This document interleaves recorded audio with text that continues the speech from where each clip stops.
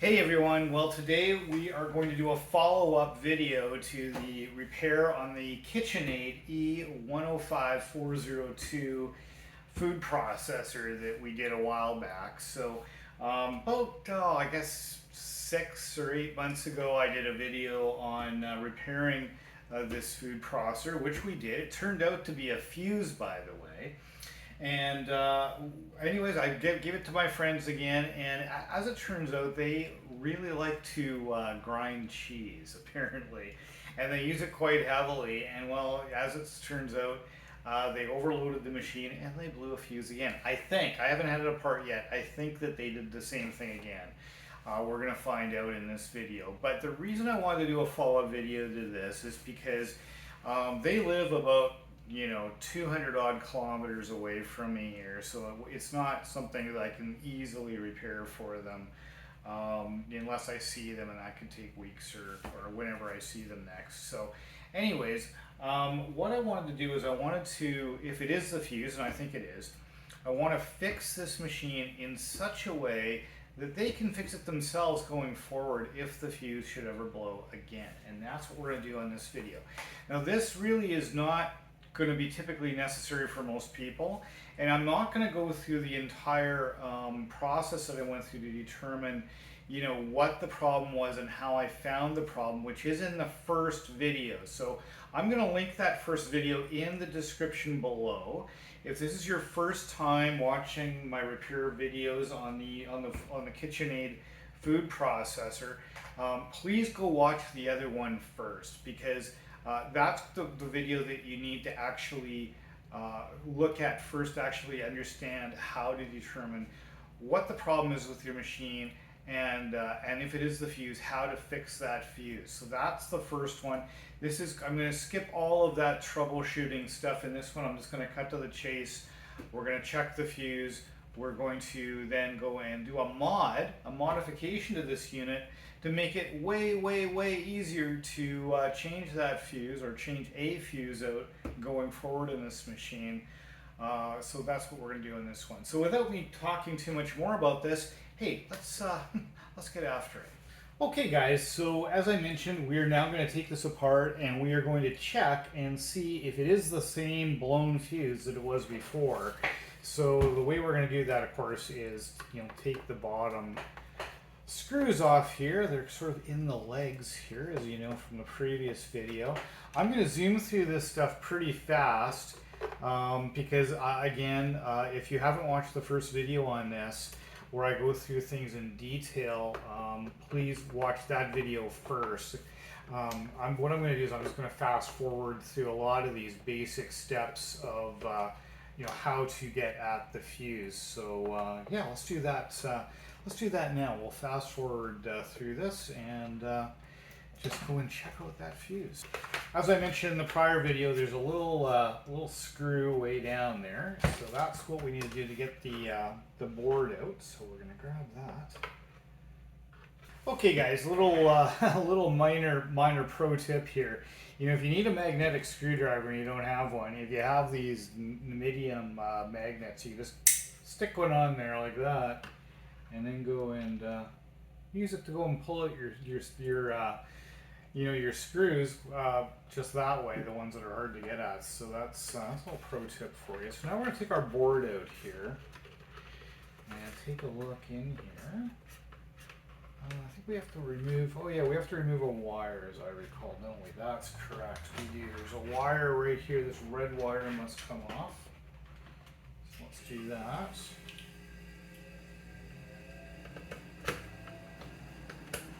It's just not enough length to get this out otherwise, so that's got to come off.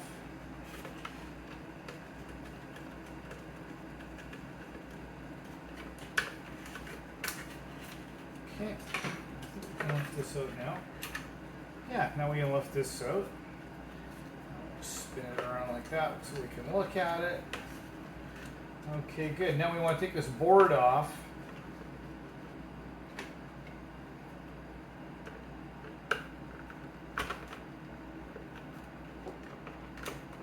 Is the screwdriver in the right size? Yeah, there we go.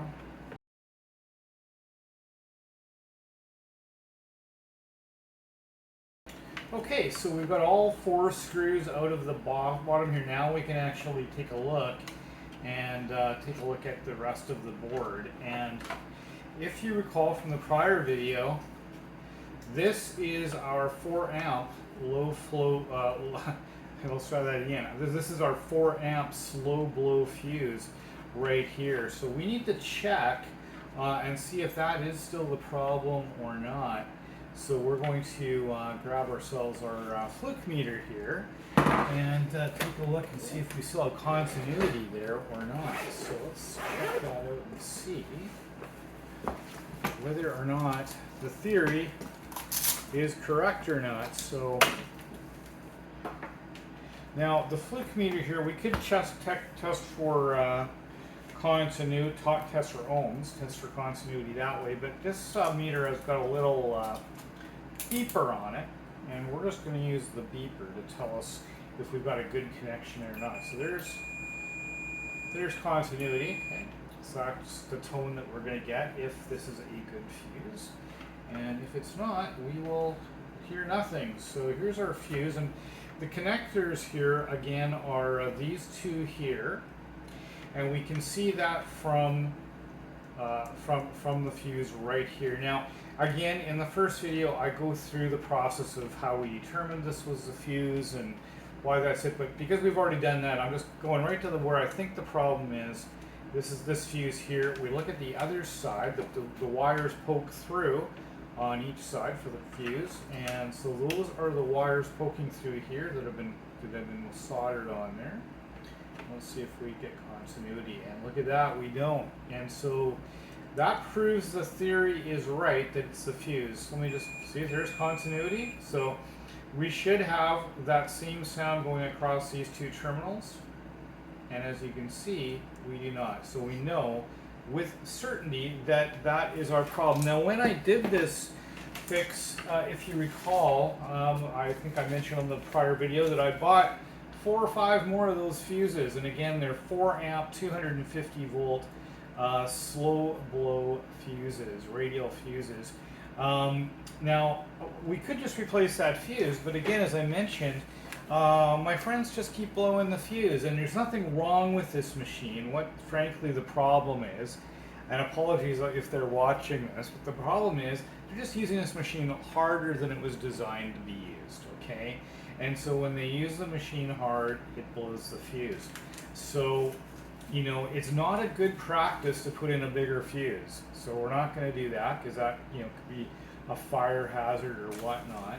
So what we're going to do instead, and I don't know for sure this is going to work, this is just a theory at this stage, but what we're going to do instead is, my hope is, this is the base of the unit here, my hope is that we can find a spot somewhere here where we have enough room to drill a hole and put a standard fuse holder. And when I say standard, I mean old school fuse holder, and put one of those style fuses in here. So I happen to have some 4 amp slow blow fuses of this style, and then ideally when we get that done, the majority of this will be sitting inside the unit, and you'll just see something that looks a bit like that, you know, just the cover poking through on the bottom here. And then if they need to replace the fuse, they can just, you know, open it up, replace the fuse, put the top back on, and they'll be back in business immediately, and they won't have to wait weeks or months for me to do this for them. And I think that's a really good idea. So anyways, that's what the plan is now. So now I got to do a little bit of thinking about where to put this fuse holder. So if we take a look at this unit, there's actually a fair bit of space. This board was sitting right in about here somewhere, so we know that's kind of filled up, but there's a spot right about there. And if we look at where our cord is, you can see the divot here and the divot here, right? See how those line up? So I know that's the way that goes. And you know, where this little white sticker is, that's a pretty good spot for this, I think. We gotta get our fingers in there nicely, that's the only thing. Because of course I want them to be able to get their fingers in to twirl this out too, right? So I guess you could. Might be a little bit hard, but not too bad. Maybe we can move this. Yeah, you know what? I think that's our best spot, I think. Unless we put it, where else could we put it here? Oh, this is pretty full over here too. Yeah, that's our best spot. So that's where we're going to drill our hole for our fuse holder. And you can see how this connects, right? There's a nut on this, so hopefully you can see this. There's a nut on here, so essentially we're going to drill a hole big enough to hold the fuse holder, and then we're going to put this nut on the other side to hold it in there, and then just this top bit will be holding up. And actually, when I look at that, that's actually going to work really well, because yeah, it might be a little bit easier than even I was thinking. That's good, just because it's going to be sticking up not this high, it'll be sticking up that high out of the unit here, so it'll be a little bit easier to get fingers on. So I think that'll work. Way less hassle than sending it to me every time this breaks, that's for sure. So I think that's probably a good plan. So what I need to do now is go find a drill bit that will do that for us. So do we want to do that next? I'm just thinking to myself, maybe instead of doing that first, maybe what we should do, because what we're going to need to do here for our fuse is, the other thing we're going to need to do is we're essentially going to be taking this fuse out of the circuit. So what we need to do is we're going to actually solder on, we'll desolder this, we'll desolder the old fuse, and we'll solder on some wires that are going to go to this fuse here. And you can see the two terminals here on the fuse. There's a terminal, this one's, it's a little bit hard to see, but there's a terminal here and there's a terminal here. So we're going to need to do that. So we need to get wires on there, we need to get this off, and we need to drill a hole. So what's first? Let's drill the hole first, eh? What do you figure? Let's drill the hole first, we'll do that, and then we'll do this other stuff second. So yeah, let's do it. Let's get after it. Okay guys, so as I mentioned, we need to drill a hole, and to do that we need to determine what size of drill hole do we need. So again, that's going to be our fuse, okay? So with our fuse in it, okay, that's what we're going to be putting in there. But we need to actually drill a hole for that to go into the case. So this is the diameter here that needs to work. So now this is going to be perhaps a little bit simple for some of you. Some of you may know this, but if you've got lots of drills like I do and you've got them in a drill case, you can kind of determine what size you need. I'm just going to put these out in a little side by side a little bit to see which one works best. So we just try the hole here in the case to see. I'm just going to move this over. It's a little hard to get in that hole. So you can see this one. Here, let me do it with my other hand so you can see what I'm doing. Too tight, too tight, almost. It doesn't go over the tab. This one here, is that too tight as well? That's actually a little bit tight as well. So let's put these ones back in. And then we'll continue on. Well, I think we need a bigger drill bit. So that's going to be from the other side here. Okay. So let's take a look on these ones here. So we know it's going to be one of these guys. I'm just going to take a few of these out because you need to have them out to kind of fit them in the hole. Alright, so let's see where we're at now. So this size goes in there, but still not into that tab very well. Not working. We just try pressing that tab in a little bit. Make sure it's all the way in there. You basically want the size you need, but no bigger. So that one just works, does it? Or no, it's got to go over this collar too. So again, that's not working either. Okay, so this one, I think we're going to need to go a little bit bigger here. Just pull a few more out. Hang on. Yeah, you know what? It's going to be this one here. So it's going to be this drill bit here that we need. So that's the drill bit that we're going to use to actually drill our hole. Okay, so I know that might have been really basic for some of you on how to determine what size drill you need, but hey, that's what I'm doing and that's how I do it. So let's now grab our drill bit, and let's go over to the unit and drill our hole. Okay guys, so we're going to drill our hole now. We know that we're going to drill our hole with the big drill, and we know we want it on that white sticker there. But what we're going to do is we're actually going to do that with a couple of pilot holes first. So we're going to grab just got a random small drill, and we're going to drill a pilot hole here first. Okay, there's that one done. Now we're going to grab a slightly bigger drill and drill it. Okay, there's that one. Now we're going to put in our big drill. This is the one that's going to be the right size. And the value of doing those pilot holes is it helps you. You know, it would be really hard, frankly. I don't want to muck this up, but it would be a little bit more hard for this to go through the plastic if there wasn't a hole there already, just because of the size of the drill and the surface area on the tip here. And the other added bonus of using a pilot drill is you can be very precise as to where you want it, and that way the subsequent size drills will all follow that same hole, and you'll get the hole exactly where you want it. So, oh, my drill bit's not tight enough. Let's try it again. There we go. Okay. Try to do this so the camera can touch it.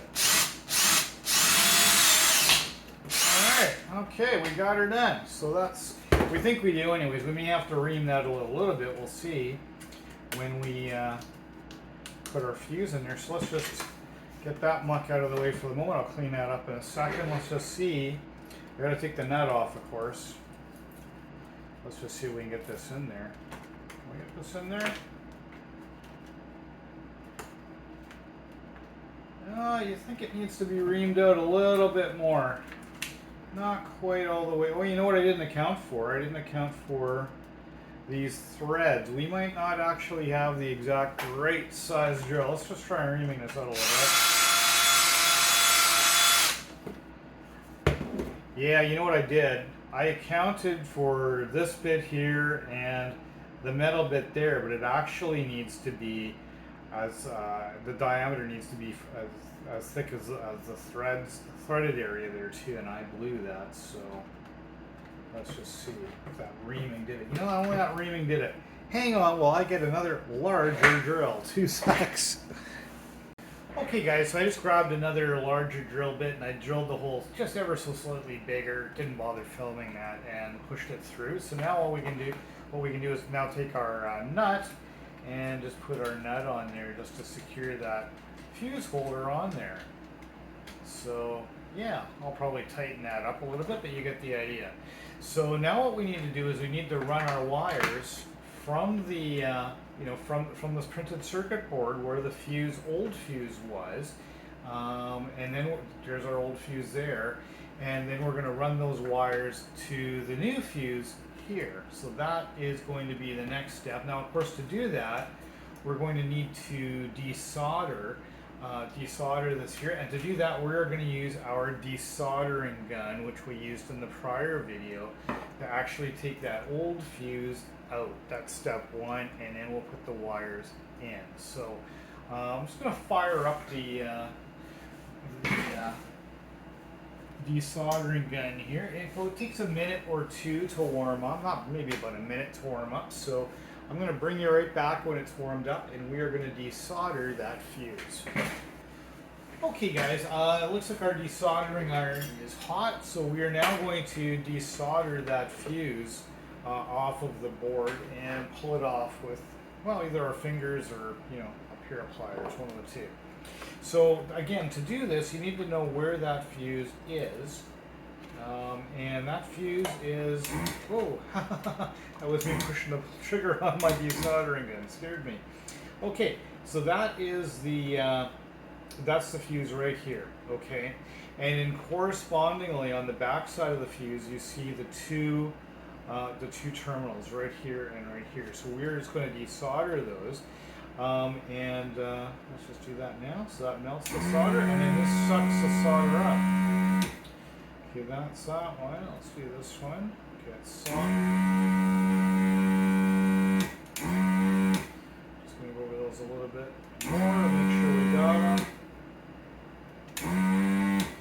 I think that might have done it.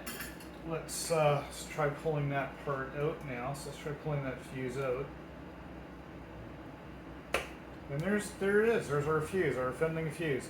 Now we tested it in here, so we know it's not working. But yeah, just for the heck of it, let's test it with the fluke meter. Let's move this out of the way.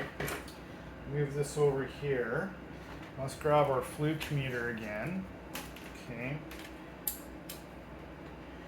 And again, if we have continuity, we get a beep. Okay. So let's just see again. Nothing. We get absolutely nothing on that at all. So did you guys see that? Oh, my finger's in the way. So we've got nothing there, and yet if I touch these together, we've got continuity. So that's for sure is a bad fuse. That's for sure is the problem. So good. So now the next step is where that fuse was located, right? So where that fuse is located on the board, we are now going to solder on this side of the board. Too much stuff. Too many wires here. We're going to solder on there some wires. Well, I've got some. I got some random wire here that I think we'll use. And we're going to solder these guys onto the board there and run that to our new fuse. So that's what we're going to do next. To do that, I'm going to fire up my soldering iron. I'm going to strip the ends on the wires here, and we'll solder those on. So let's do that next. Okay, so we've got the one wire in there. Now we'll put the other wire in and solder it in there as well. Just going to get it nice and hot. Try to do this again so you can see what the heck I'm doing.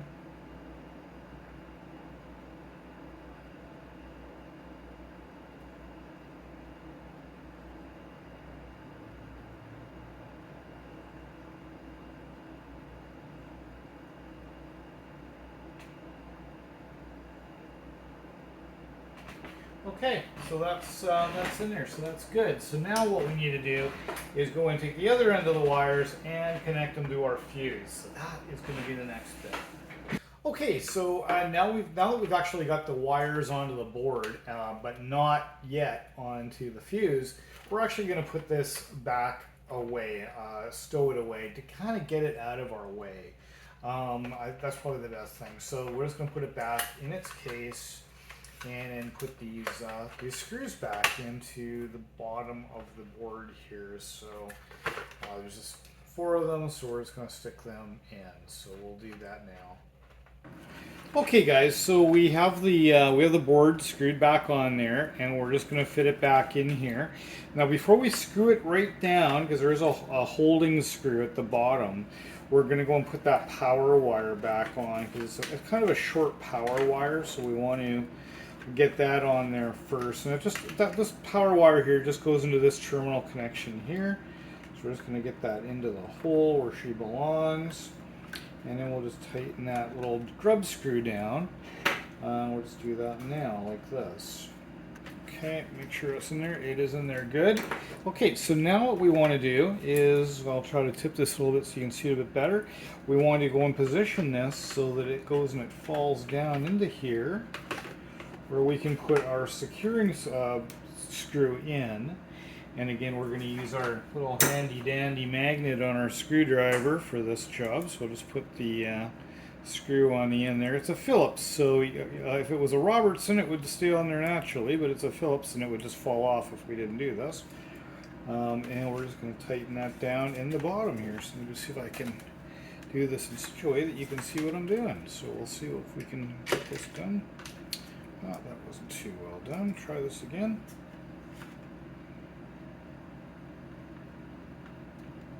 Oh, you know what? I'm putting it in the wrong hole. Story of my life. Let me get this in the right hole. There we go. Right hole. There we go. Good. So that is back in there. So now we still just have a piece of wire hanging off though. So what we need to do now is we need to go and connect the wires to our fuse holder. So that's what we're going to do next. I just wanted to get that bit done so it was out of our way because we're getting a little bit of a whole cacophony of stuff there. So now that we've got that all nicely stowed away. We can now work on this. So that's what we're going to do next. Okay guys, so now what we want to do, now that we've got all of that part done, now we want to actually connect those wires to our new fuse terminal right there. So there's our new fuse terminal, or the outside of it, that we're going to be able to put a new fuse in when we get this job done.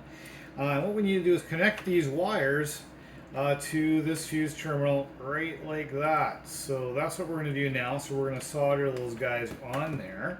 So hey, let's do it. Let me grab the solder. Well, actually, first of all, let me just stick one in here. Now, of course, the ends of these are tinned as well. It's going to make life a lot easier. For oh heck, let's stick them both in. What the heck? They're both in there. So they're just sitting there. But we're now ready to go and actually solder them in there. So we've got the soldering iron all hot. We're just going to hold it there for a while because these are pretty big pieces of metal. We want to get them really nice and warm.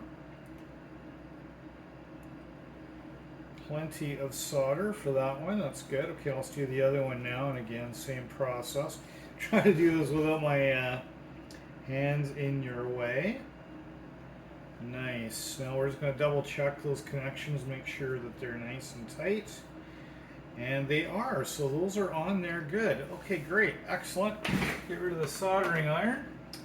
Okay, so now we're at the stage where we can just simply put the lid back on and put this away, but I think we're going to do a little bit of cable management. Now you'll notice I've got a lot of cable on here for that fuse. And the reason why is because for the next person that takes this apart, that might be me, who knows, I've already had it apart twice. It's just going to be a lot easier having this extra length here. But in the interim, I think what we'll do is we'll put maybe a bit of a tie on that, just a loop like this, so we don't have way too much dangling about in here. So I'm just going to go and grab a zap strap, and we'll do that next. Okay, so I'm just going to go and put a zap strap on this one. This may or may not be necessary, but we're going to do it anyways. Just because we don't need all of that excessive length there. My cutters are stuck to my magnet. Here we go.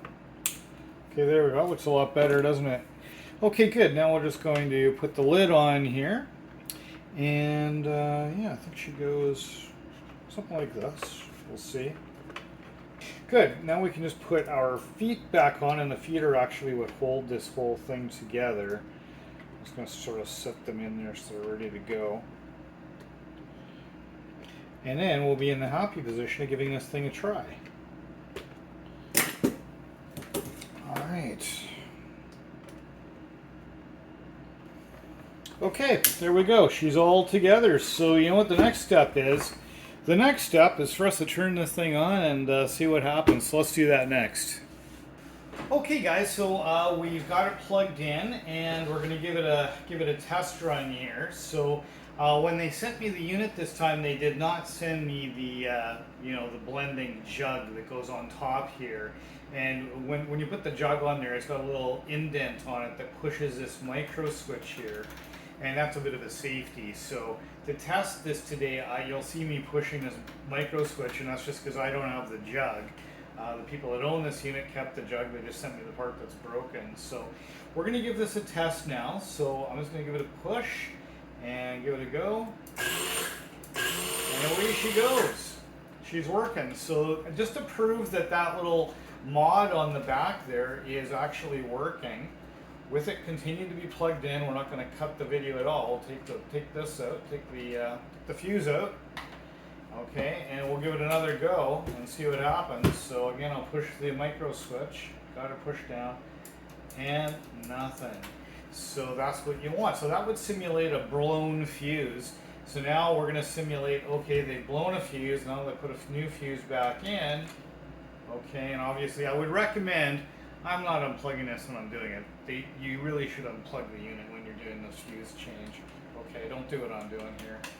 But assuming the fuse is blown or the unit's not working, you unplug it, you would change the fuse, put a new fuse in it, and give it a go, and she's back working again. So that is part 2 of our KitchenAid, food processor repair video. Again, if you've watched this whole video, I've gone through some of the steps a lot quicker than I did in the other video.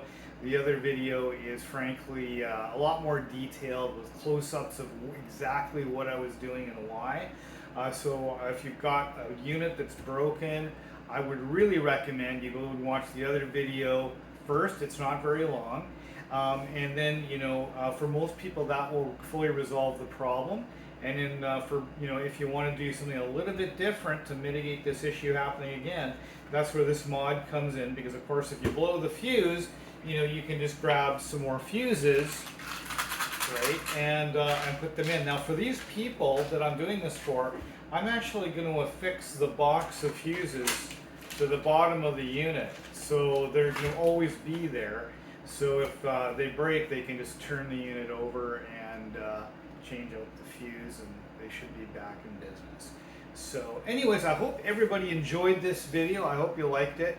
One of the things I really appreciate are comments.